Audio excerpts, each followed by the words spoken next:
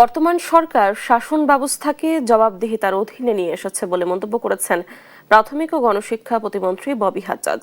শুক্রবার রাজধানীর মোহাম্মদপুরে এক সভায় তিনি একথা বলেন।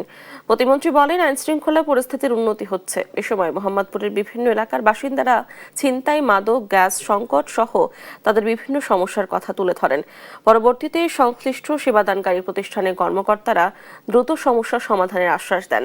জনসেবা অব্যাহত রাখতে এ ধরনের সভা প্রতি মাসে আয়োজন করা হবে বলেও জানান ববি হাজ্জাজ।